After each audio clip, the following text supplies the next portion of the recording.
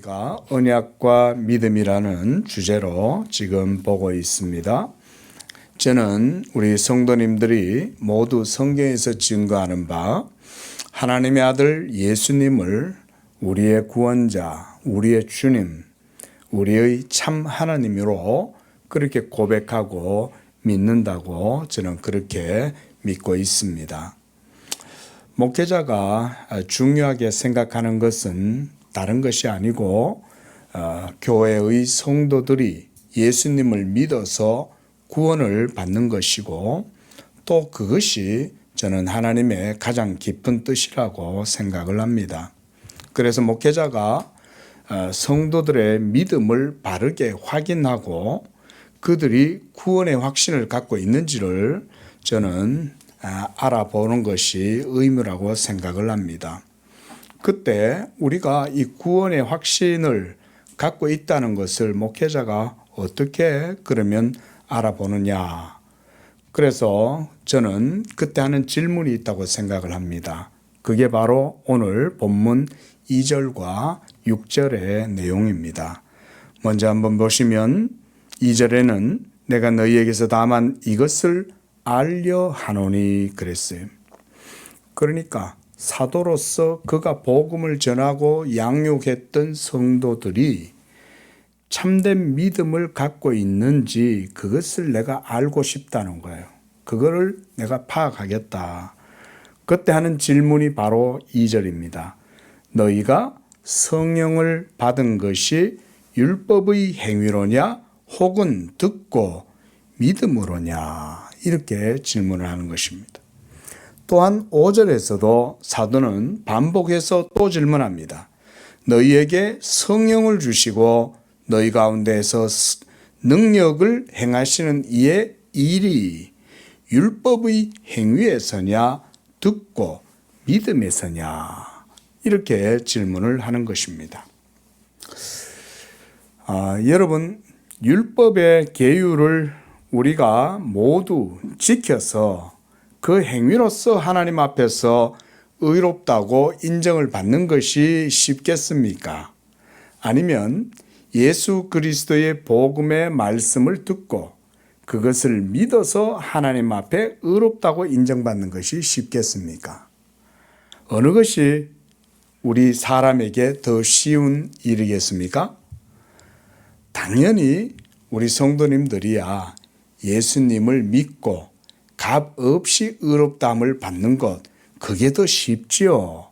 이렇게 생각하겠지만 그러나 참 안타깝게도 보면 예수님을 믿는다라고 말은 하고 교회를 다닌다라고 하지만 신앙의 모든 중심을 자기의 행위와 자기의 노력과 의지에 두고 하나님을 섬기고자 하는 자들도 교회 내에 적지가 않습니다.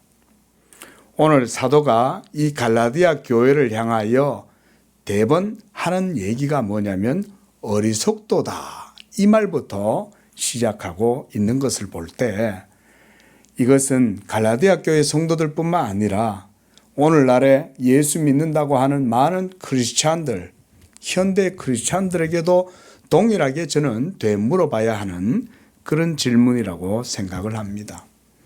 우리가 예수 믿지 않는 분들에게도 전도할 때도 예수님을 믿으세요 라고 말을 하면 그들은 믿음을 쉽게 받아들이지 않는 것을 우리는 보게 됩니다. 또 그들이 우리에게 하는 말은 예수님을 믿느니 내가 수고하고 선행을 행하고 많은 사람들에게 자선을 베풀고 그렇게 해서 악을 행하지 않고 착하게 살면 그것으로 구원을 받는 것이지. 또 내 구원을 위해서 누가 나를 대신해서 죽어준다든지 내가 누군가를 믿어서 구원을 받는 것은 그것은 나에게는 그렇게 가당치가 않다. 이렇게 생각하는 사람들이 이 세상에는 훨씬 많습니다. 그래서 예수님께서도 구원에 대해서 말씀하실 때 너희는 많은 사람들이 가는 넓은 길로 가지 말고 좁고 협착한 길로 가라. 이렇게 말씀하셨어요. 구원으로 가는 길은 넓고 많은 사람들이 가는 그 길이 아니라 좁은 길로 가는데, 바로 그 좁은 길이 뭐냐면 예수 그리스도를 믿어서 구원함을 얻는 바로 복음의 길을 의미합니다. 우리야 다 예수님을 믿고 마음의 믿음으로 평안과 확신을 가지고 있지만은, 예수님을 믿지 않는 사람들에게는 믿음이 확실하다거나 믿음이 확신을 주거나 믿음의 증거를 갖고 그들은 있지 않기 때문에, 그들은 도리어 자기들의 행위, 자기들의 의지, 자기들의 노력, 자기들의 선행, 공로, 종교적 열정, 종교적 지혜, 심지어 철학도 마찬가지입니다. 철학도 거기에 다 포함되는 겁니다. 이와 같이 많은 사람들은 넓은 길로 가려고 하는 거예요. 하지만 그 가운데에서 예수님을 믿음으로 복음을 따라서 좁은 길로 가는 사람들은 그렇게 많지가 않습니다. 그래서 저는 오늘 2절과 5절 내용처럼 우리 성도들이 항상 이 질문을 해봐야 된다. 자, 오늘 갈라디아 교회의 많은 신자들은 처음에는 복음으로, 하나님의 은혜로, 믿음으로 이 신앙생활을 시작했습니다. 갈라디아 지역에는 처음에는 복음이 전해지지 않다가 어느 날 사도 바울이 그곳에 정착하고 그곳에 복음을 전하기 시작하니까 하나님께서 많은 열매를 맺게 하셨어요. 그래서 그들이 복음을 들을 때에 하나님의 놀라운 성령의 은혜를 체험하게 되고 하나님의 능력을 체험하게 되고, 그래서 복음이 하나님의 말씀이라는 사실을 알게 된 것입니다. 그런데 이처럼 그들이 성령으로 시작했다가 점차 시간이 지나면서 그들의 믿음이 변질되기 시작한 거예요. 그래서 처음에는 믿고 시작했다가 이제는 그들이 육체로, 오늘 본문에 보면 너희가 육체로 마치겠느냐 3절에 이렇게 얘기합니다. 여기에서 육체로 마친다라고 하는 이 말의 의미는 뭐냐면 육적인 행위, 그러니까 율법의 계명, 계율의 조문을 따라서 그 계율을 지키는 바로 그 육적 행위를 육체다 이렇게 말하고 있는 거예요. 하나님의 계명에 따르는 육적인 행위, 이것을 육체로 이렇게 사도가 지금 설명을 하고 있는 겁니다. 그러니까 처음에는 믿음으로, 성령으로 시작했다가 나중에는 점차 육체로, 행위로, 자기의 공로와 선행으로 그들의 믿음이 변질되었다. 우리가 이런 사실을 보면 바로 사도가 갈라디아 교회 성도들에게 행한 이 질문은 오늘날 현대의 크리스찬들에게도 동일하게 되뇌어 봐야 할 질문이다. 이렇게 생각을 하는 것입니다.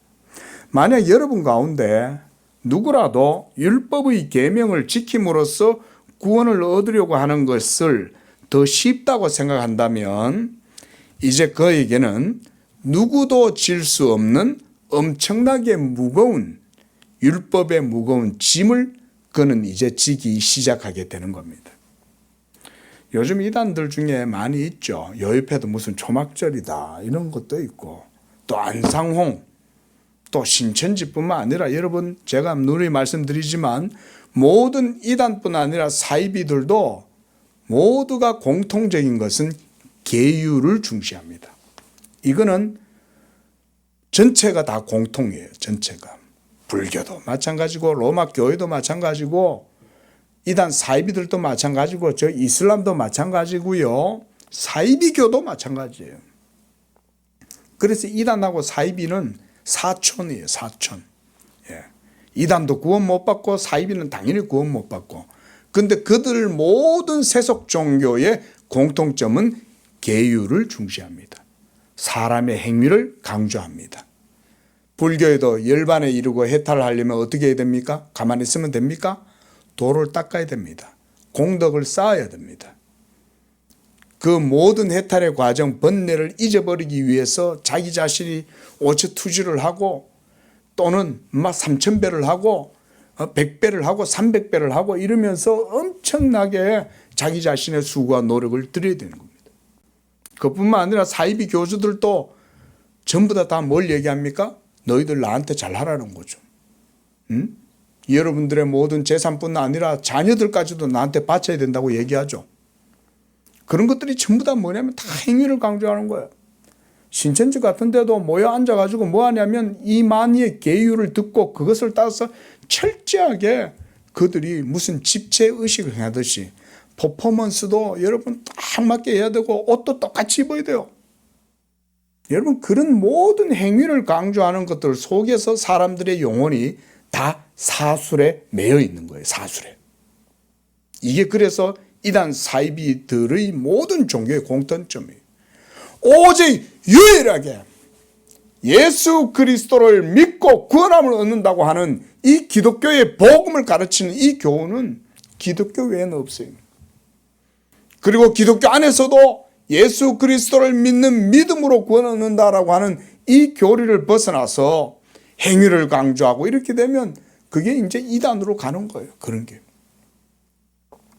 그래서 오늘 사도 바울도 대번 3장 1절에서 어리석도다 이 말부터 시작하는 거예요. 너희가 그렇게 처음에는 순수한 복음으로 하나님 사랑하는 마음으로 순전하고 어린아이와 같은 그런 마음과 열정으로 예수를 믿고 복음을 따라서 신앙생활을 하더니 왜 이제 와가지고 도리어 행위로 변질되었냐? 왜 육체로 너희들의 신앙을 모두 다 깡그리 망가뜨리고 있느냐? 예수께서 십자가에 못 박히신 것이 밝히 보이지 않느냐라고 이렇게 사도가 얘기를 하고 있는 것입니다.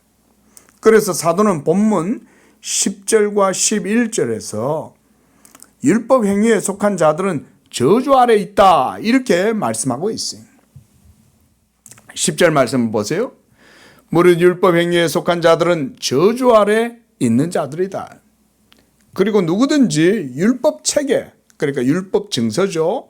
이 율법 책에 기록된 조문들을 따라서 모든 일을 하나하나 다 행하지 아니하는 자는 바로 그 사람은 저주 아래에 있는 자다. 이 저주가 무슨 저주냐면 율법 공의로 말미암는 저주인 거예요. 율법 공의의 저주. 이 저주 아래에 있다. 또 11절에서는 그래서 사도가 이렇게 얘기합니다. 하나님 앞에서. 이 하나님은 공의의 하나님이죠. 공의의 하나님 앞에서 아무도 율법 행위로는 의롭다함을 얻지 못하게 되는 것이 분명하다. 분명하다 얘기하죠. 자, 사도 바울이 비교적 간결하게 얘기를 했기 때문에 설교자가 여기에다가 조금씩 여러분들이 이해가 쉽도록 붙이는 거예요, 말을. 그래서 율법으로라는 말은 율법 행위로 이 말입니다. 그래서 의롭게 되지 못할 것이 분명하다는 말은 뭔 말이냐면 공의가 엄중하고 그 공의는 명확하다 이 말인 거예요. 그래서 제가 여러분들이 이해하기 쉽도록 공의, 율법의 공의성을 그래서 중력이나 자연 만물의 질서에 제가 비유를 많이 하죠. 중력, 우리는 거스를 수 없죠. 그리고 이 모든 세계도 천체도 태양계도 온 은하계 전체의 모든 별들과 행성과 항성의 모든 질서와 순리도 다 하나님의 율법의 명령에 의해서 이루어지는 겁니다. 그래서 제가 자연 만물의 순리를 율법에다가 자주 비유를 해요. 율법이다 이렇게 얘기하면 우리가 이제 헬라어로 노모스, 영어로는 law, the law인데 이 율법을 이렇게 설명 안 해주면 율법을 되게 추상적으로 생각하는 그런 경향들이 좀 있어요. 그런데 여러분 사도 바울에게 있어서 율법은 그런 게 아닙니다.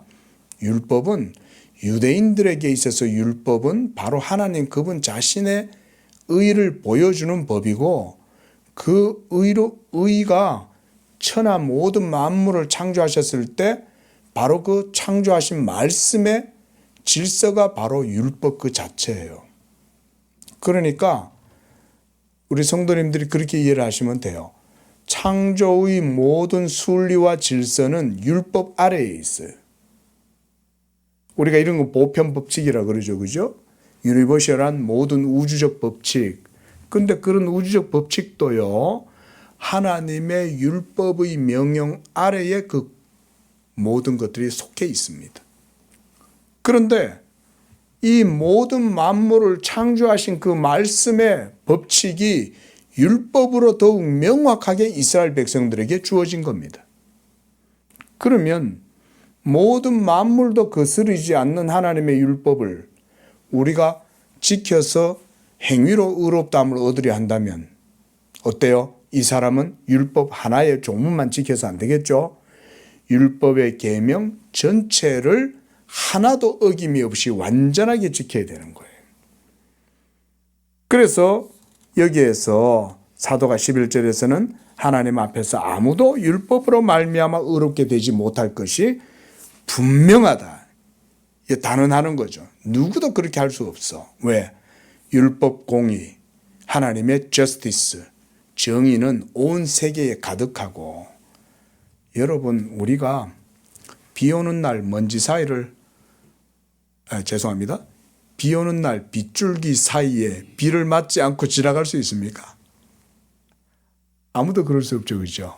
제가 그래서 율법의 공의와 엄정성을 자주 이런 자연 만물에 비유를 하는 거예요.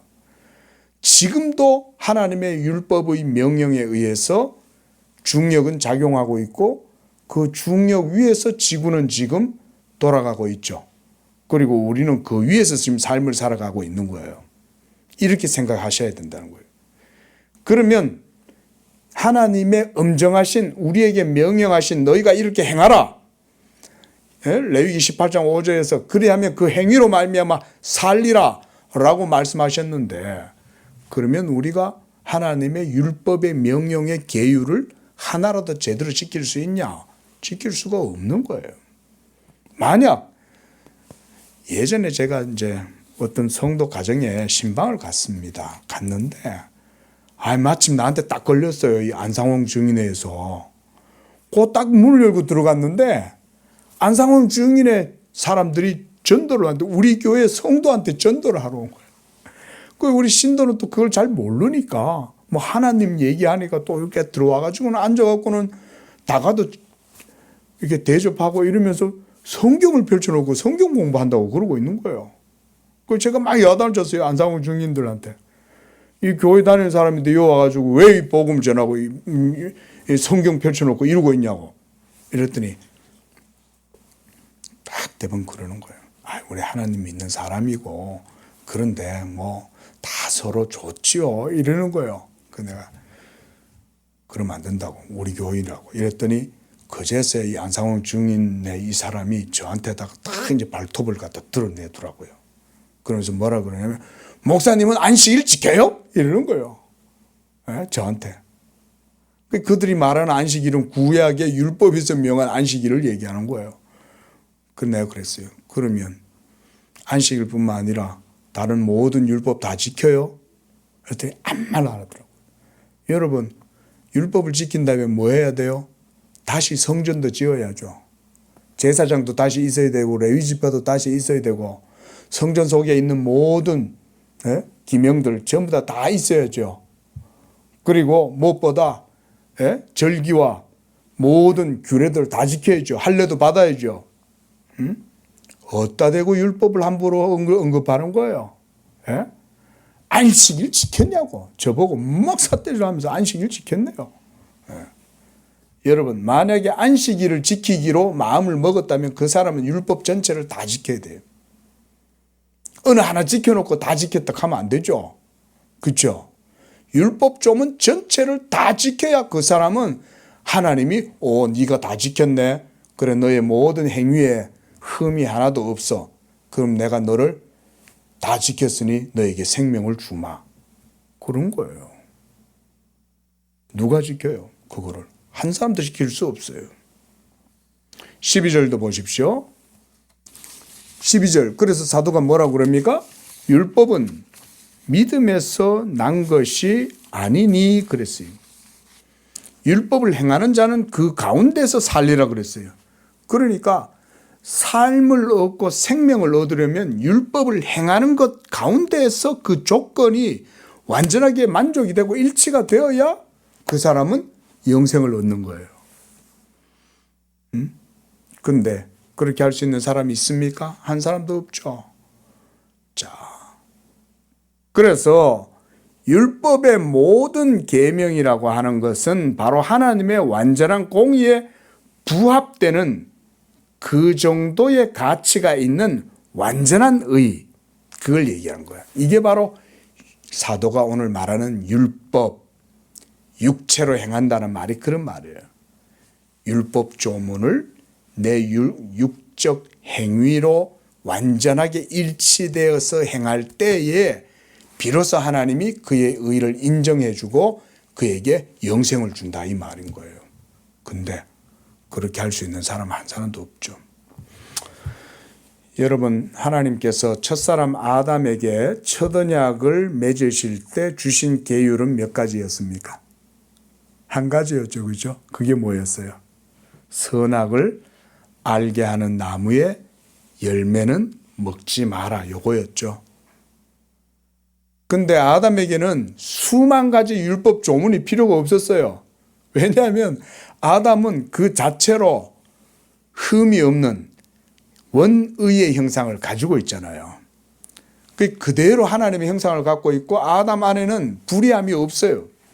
그렇기 때문에 원의의 형상을 가진 아담은 그냥 하나님이 명령하신 그 선악과 계명을 따라서 순종만 하면 돼요. 한 가지밖에 안 있었어요.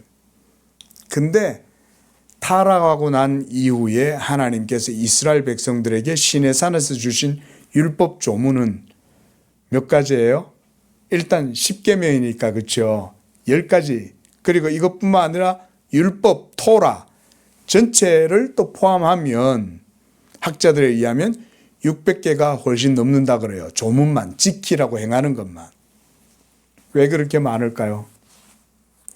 우리가 행하는 것 하나하나조차 전부 다 죄가 되기 때문에 그런 거예요. 하나님이 그걸 보여주려고 그러는 거예요. 그냥 너희는 나만 섬겨 이렇게 하나의 계명만 주셔도 사실은 되지만 10가지를 다 주심으로써 우리의 부족함과 허물과 죄를 율법을 통해서 다 보여주는 거예요. 네 부모를 공경하라. 그런 부모를 공경하지 못하는 우리의 모습을 보여주는 거예요. 안식을 지켜라. 그러면 안식하지 아니하고 하나님을 섬기지 아니하는 우리의 모습을 보여주는 거예요. 살인하지 말라. 그러면 온갖 우리 마음 속에 남을 죽이고자 하고 해하고자 하는 마음이 가득한 그 마음을 보여주는 거예요. 간음하지 말라. 이랬을 때는 우리 속에 있는 온갖 음탕하고 더러운 육적 욕망을 벌써 보여주는 거예요. 거짓 증거하지 말라. 그러면 온갖 거짓말하고 중상모략하고 하는 그런 우리의 모습을 보여주는 거예요. 이게 율법 조문 전체가 다 보여주는 거예요. 그래서 그런 율법의 계명을 하나도 어기지 않고 모두 지킬 수 있는 사람은 한 사람도 없다. 우리가 성경 한번 찾아보겠습니다. 로마서 3장 말씀입니다. 11절과 12절을 함께 읽습니다. 시작. 의인은 없나니 하나도 없으며 다 치우쳐 함께 무익하게 되고 선을 행하는 자는 없나니 하나도 없도다. 그 다음 3장 20절 시작. 그러므로 율법의 행위로 그의 앞에 의롭다 하심을 얻을 육체가 없나니 율법으로는 죄를 깨달을 뿐이다. 그 말인 거예요. 율법 행위를 하려고 하면 할수록 뭔 일이 벌어지냐면 내 속에 이 하나님의 준엄한 율법 공의를 행할 만한 자질이나 소양이 없다는 사실을 깨닫게 된다 이 말인 거예요. 저는 그래서 종교개혁자 마틴 루터를 그 예로 대표적인 예로 많이 들어요. 여러분 우리가 알다시피 종교개혁자 독일의 종교개혁자 아닙니까? 마틴 루터가 유럽 전역에 종교개혁의 신호탄을 쏘아올린 사람이 그 사람이에요. 로마 교회의 부패와 타락, 교리적 타락, 윤리적 타락, 성직자들의 부패, 그걸로 인해 가지고 전 유럽의 모든 사람들이 몸살을 앓고 있을 그때 종교개혁을 향한 열망이 막 여러분 가마솥에 있는 기름처럼 끓고 있었어요. 지글지글 끓고 기화가 되는 그때 마틴 루터가 이 종교개혁에 불을 일으킨 거예요. 그래서 쫙 붙이니까 전 기름 가마솥에 기름이 절절 끓어가지고 연기가 피어오르던 거기에 불이 갑자기 확 붙어버린 거예요. 근데 여러분 보십시오. 마틴 루터가 이 회심할 때 그는 자기 옆에 있던 동료가 번개에 맞아서 그 자리에서 즉사하는 걸 보고는 신에 대한 두려움 가운데 완전히 사로잡힌 거예요. 그래서 그가 그때부터 하나님 앞에서 잘 살아보려고 애를 쓴 거예요. 그래서는 율법을 철저히 지키려고 애를 쓴 거예요. 근데 율법을 철저히 지키려고 하면 할수록 율법이 자기 자신의 죄를 더 깨닫게만 할 뿐 자기 자신의 마음에, 영혼에, 양심에 평안과 위로와 안식을 주지를 못한다는 것만 깨달은 거예요. 할 수가 없어요. 어떻게 사람 자기 스스로. 그러니까 이제는 이게 뭐 사람이 우리가 말 그대로 정말 미치고 환장하겠는 거예요. 하나님은 두렵지. 하나님은 명령하시지. 계명은 나한테 하라고 하지. 이 계명을 붙들고 내가 하긴 해야 되겠는데 어찌할 바를 모르는 거예요. 바로 그런 마틴 루터가 로마서 1장 17절 말씀을 읽는 가운데에 거기에서 놀라운 진리를 발견한 거예요.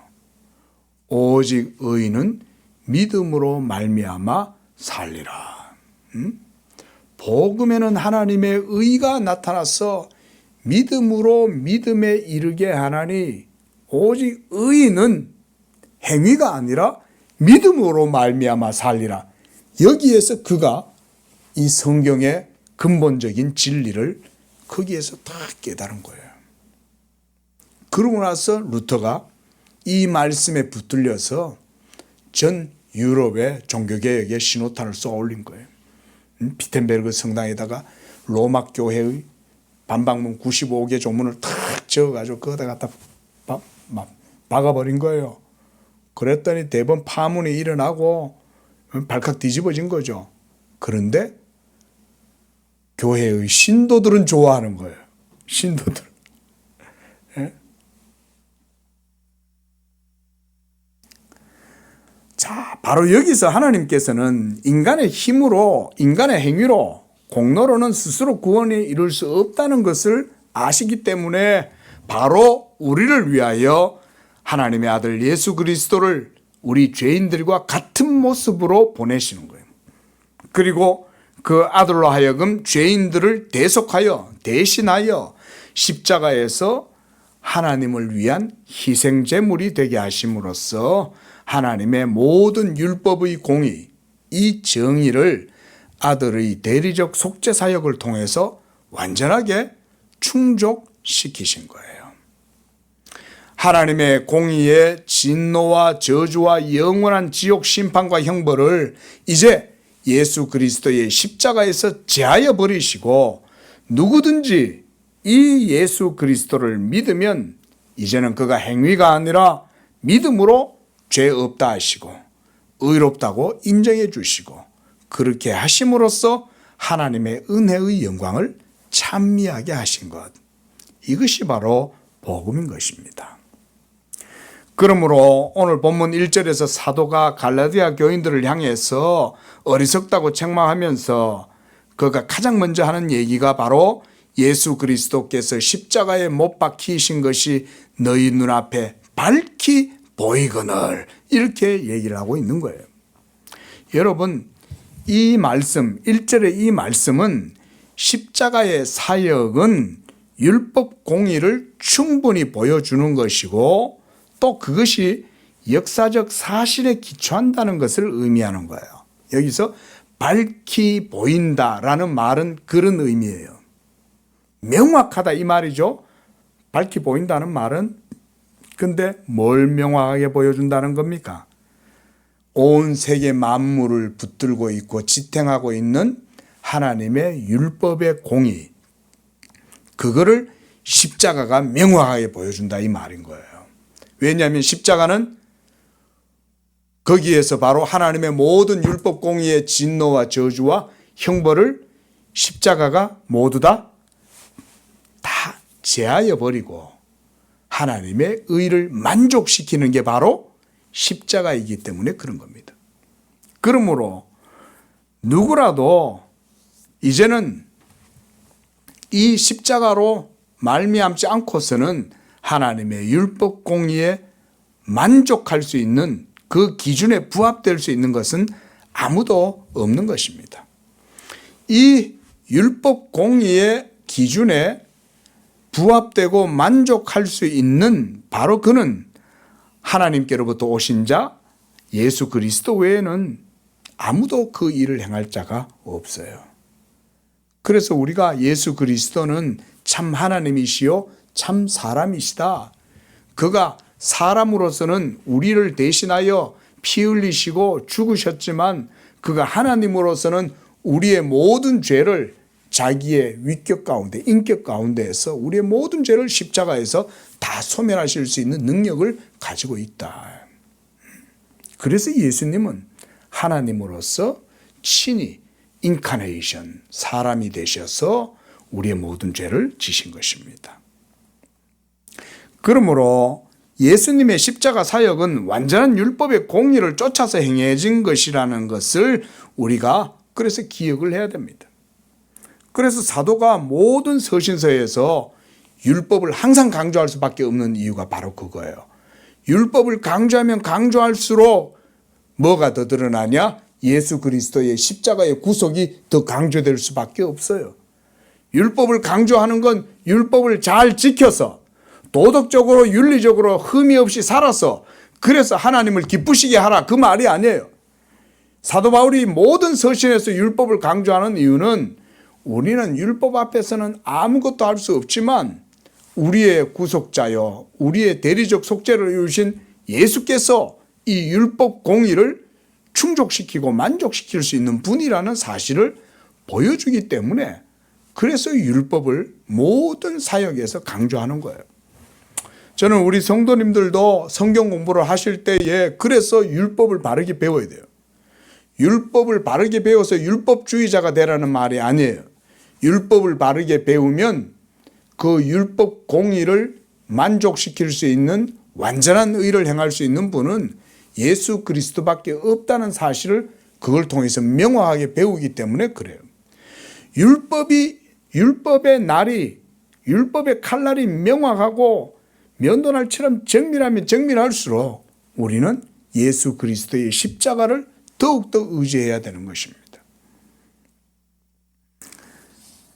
그래서 이렇게 율법 자체는 하나님의 완전한 공의를 보여주지만 그것을 행하고 그래서 의와 생명을 얻을 수 있는 사람이 하나도 없다는 이 점을 인정하게 되면 누구라도 이 율법의 공의의 요구, 기준 그 앞에서 절망하고 좌절할 수밖에 없게 될 것입니다.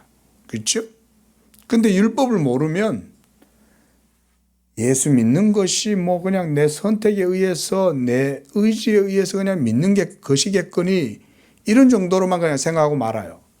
그러나 율법 공의를 명확하게 우리가 이해를 하면 도리어 예수 그리스도의 십자가가 더욱 부각돼요. 아, 십자가 외에는 나의 의가 없구나. 예수를 믿는 믿음으로 말미암는 의 외에는 내게는 소망이 없구나. 이 사실을 명확하게 인식하게 되는 겁니다. 자, 처음 했던 질문을 다시 여러분께 물어보겠습니다. 율법 전체 계명을 지켜서 그 행위로 완전하신 하나님의 공의를 충족시키고 그래서 행위로 구원을 얻을 자신은 여러분들에게 있습니까? 자, 이제 좀 듣고 나니까 그런 게 아니구나. 이제 알겠죠, 그렇죠? 예. 내 속에는 율법을 지키려고 하면 할수록 죄만 깨달을 뿐인 거예요. 그래서 어떤 의미에서 그래서 우리가 성경 공부를 할 때는 반드시 율법을 배워야 됩니다. 율법 안 배우면 복음의 가치를 몰라요. 예.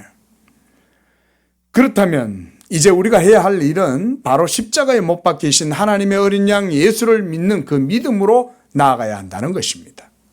여러분, 예수님을 믿는 것은 이 복음이 전파될 때 여러분이 그것을 듣고 하나님의 말씀을 믿으려고 해야 됩니다.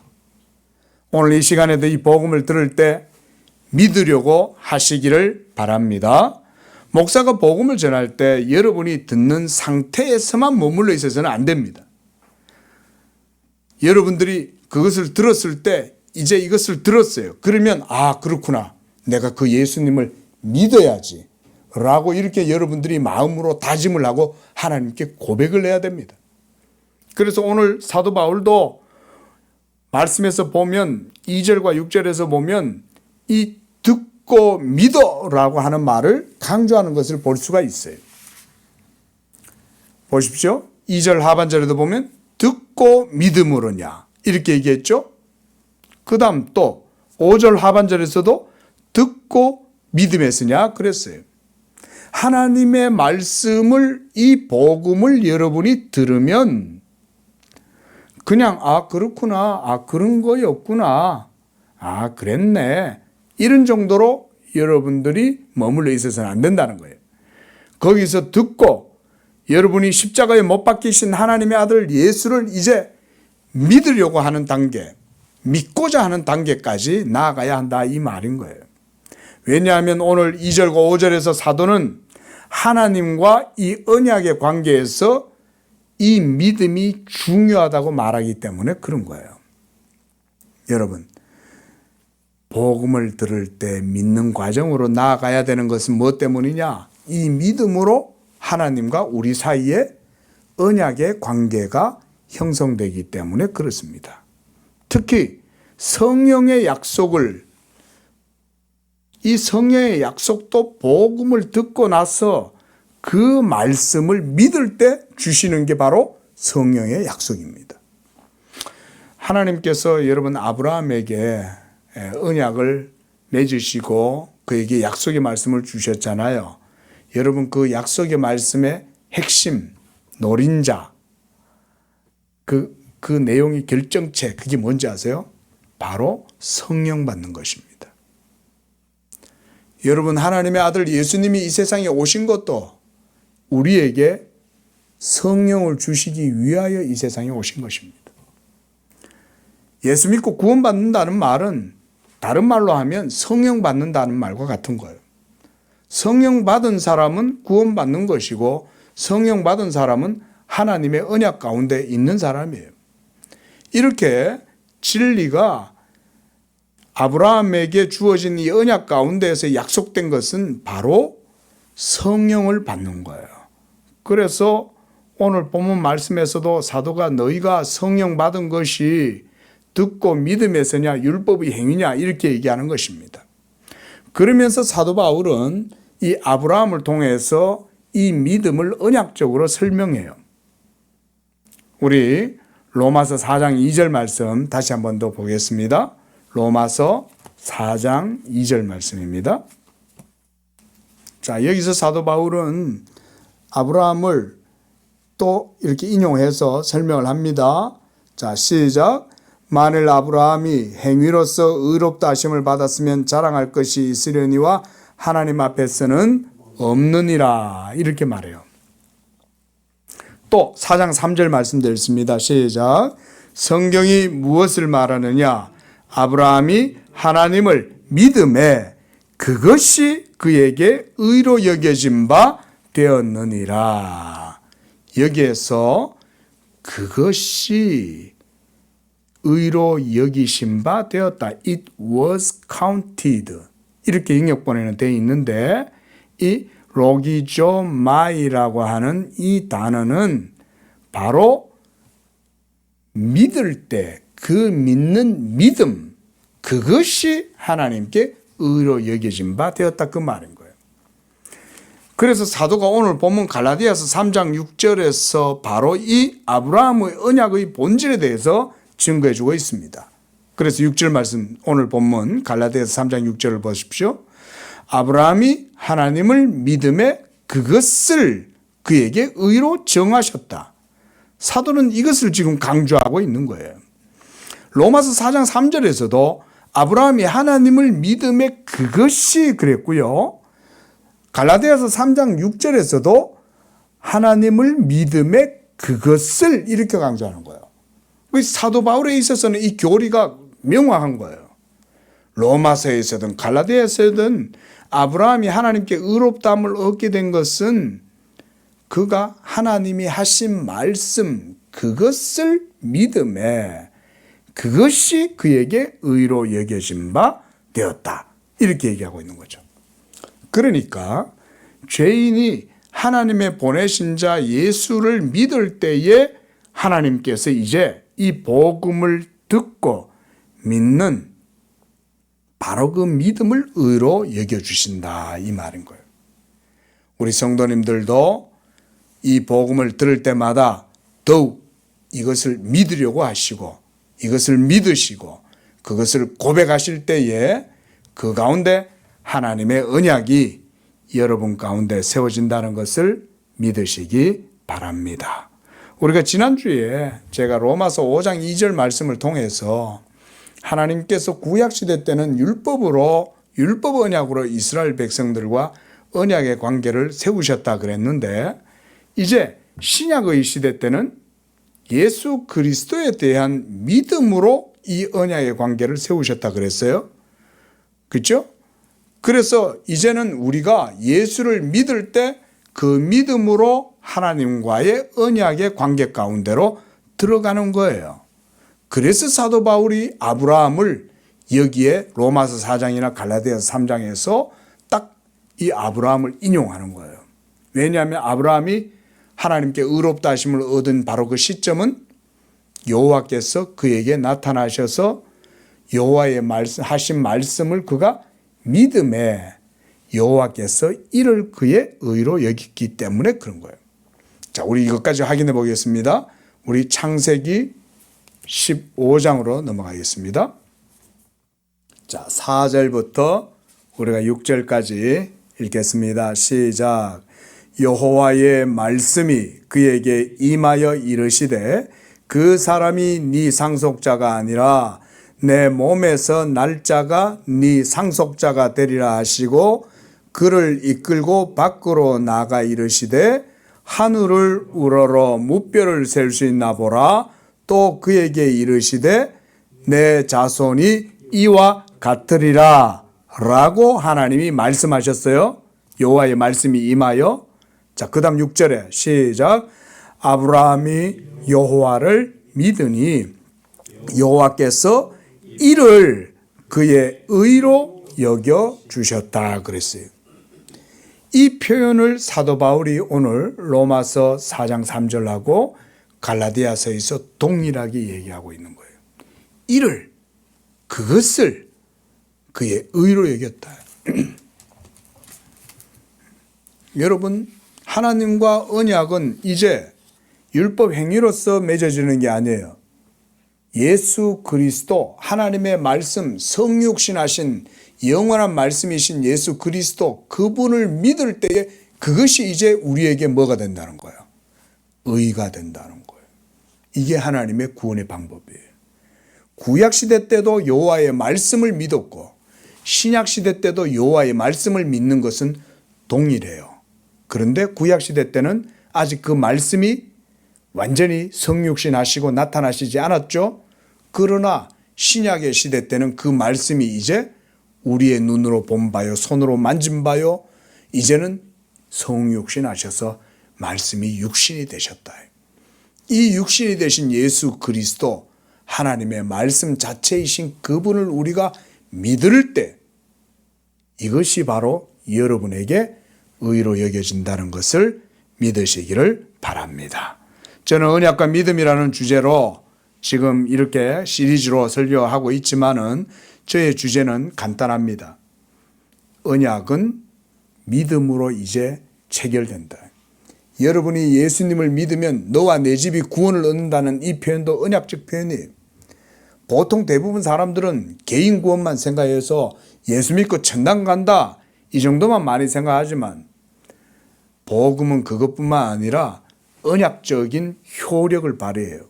그래서 여러분이 예수를 믿을 때 여러분만 천국 가는 게 아니라 하나님의 언약이 예수 믿는 여러분들의 믿음 가운데에서 효력을 발휘해서 언약의 지경이, 언약의 부여한 복이 여러분들의 믿음의 삶 속에서 나타나기 시작하는 것입니다. 예수 믿음은 그런 겁니다. 주 예수를 믿으라. 그리하면 너와 너의 집이 구원을 얻는다는 얘기는 바로 그런 얘기입니다. 그래서 오늘 7절 말씀에 바로 이 아브라함의 언약의 본질이 바로 이 복음에 있다는 것을 그렇게 증거하고 있는 거예요.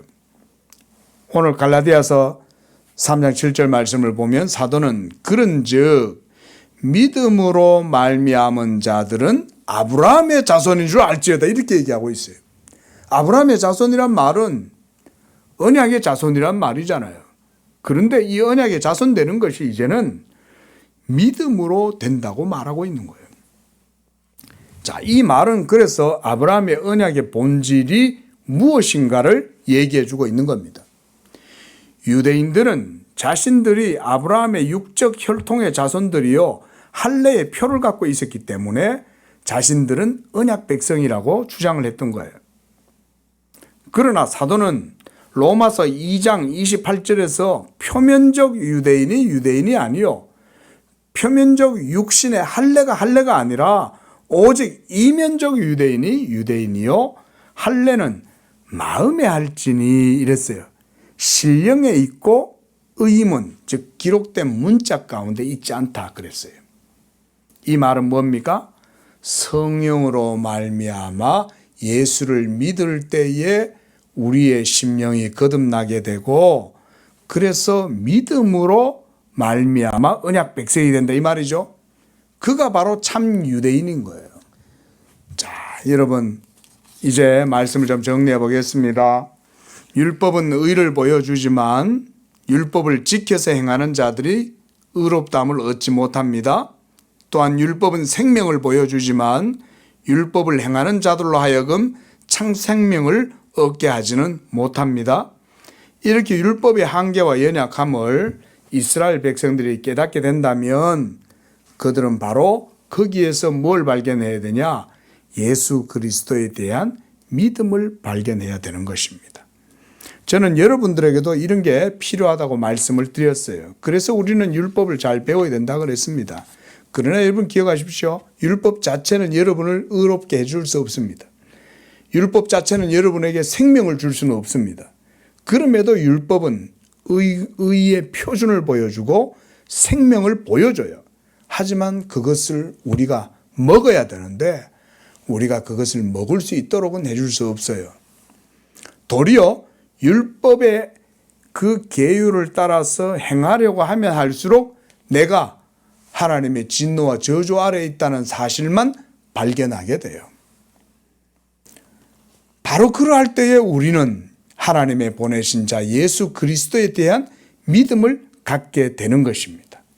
그래서 오늘 이 복음을 들을 때 저는 우리 성도님들이 예수님을 더욱 믿으려고 노력하실 수 있기를 바랍니다. 복음을 들을 때 예수를 믿으려고 그래서 노력해야 돼요. 그럴 때 그것이 바로 여러분들의 삶의 언약의 복을 누리게 하는 것입니다. 자, 이제 사도가 9절에서 이렇게 결론을 내립니다. 우리 함께 읽어보겠습니다. 갈라디아서 3장 9절 시작. 그러므로 믿음으로 말미암은 자는 믿음이 있는 아브라함과 함께 언약의 복을 누린다 그 말인 거예요. 말씀을 마치면서 오늘 본문을 통해서 우리는 이 아브라함의 언약의 본질이 율법 행위에 있지 않고 바로 복음 예수 그리스도를 믿는 그 믿음 가운데 있다는 사실을 오늘 봤습니다. 우리 양재교회 성도들은 이제 분명히 이제 이거 이해하시겠죠, 그렇죠? 구약의 율법 언약보다 더 나은 새 언약, 바로 예수 그리스도를 믿음으로 말미암는 이 언약이 아브라함의 언약의 본질이었다 그건 거예요. 사도 바울이 오늘 그 얘기를 하고 있는 거예요. 그래서 갈라디아서 3장 거기 한 내용을 보십시오. 갈라디아서 3장 8절 말씀. 여기 보면 사도 바울이 아브라함 언약의 본질에 대해서 이렇게 말해요. 또 하나님이 이방을 믿음으로 말미암아 의로 정하실 것을 성경이 미리 알고 먼저 아브라함에게 뭘 전했다고 그랬어요? 복음을 전했다는 거예요. 벌써 아브라함은 하나님의 말씀을 받을 때 이 복음을 알았던 거예요. 그리고 아브라함아 너로 말미암아 천하 만민이 복을 얻을 것이다 할 때 그 복은 무슨 복이냐? 행위로 말미암지 아니하고 예수 믿음으로써 하나님의 모든 언약의 복을 받게 될 것이다. 그리고 바로 이 복의 핵심, 바로 이 복의 결정체가 무엇이다? 아까 뭐라 그랬어요? 이 하나님 예수 그리스도께서 이 땅에 오신 이유가 바로 여러분에게 성령의 약속을 받게 하려고, 성령 주시려고 이 세상에 오신 거예요.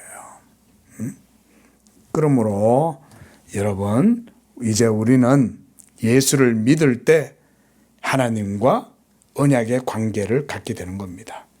그리고 그 언약 가운데에서 이제는 율법 행위가 아니라 믿음으로 의롭다함을 얻을 뿐만 아니라 성령의 약속도 받게 해 주십니다.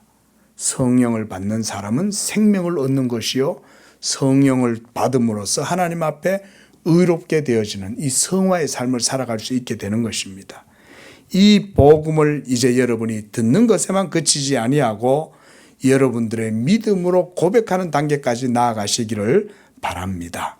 그렇게 함으로써 성령의 은혜를 누리고 언약의 복을 누리게 되시는 그런 복된 삶이 되시기를 축원을 드립니다. 기도하겠습니다. 거룩하신 주 하나님 아버지, 이와 같이 이방인이요 하나님의 언약에서는 외인들이요 할례도 없는 무할례자들이요 하나님의 율법 앞에서는 진노와 저주를 당할 수밖에 없는 비참한 죄인들이었지만은 그리스도 예수 안에서 하나님께서 이와 같이 무한한 자비와 은총을 베풀어 주시고 예수 믿는 믿음을 통하여 우리가 하나님의 자녀가 되게 하시고 하나님의 언약의 권세를 누리게 하시니 감사합니다. 우리 성도들 오늘 이 복음을 들었사오니 듣는 것으로만 머물러 있지 아니하고 예수 그리스도를 믿는 믿음으로까지 나아가서 하나님과의 언약을 누리고 복을 누리는 복된 삶이 되게 하여 주시옵소서. 예수님의 이름으로 기도합니다. 아멘.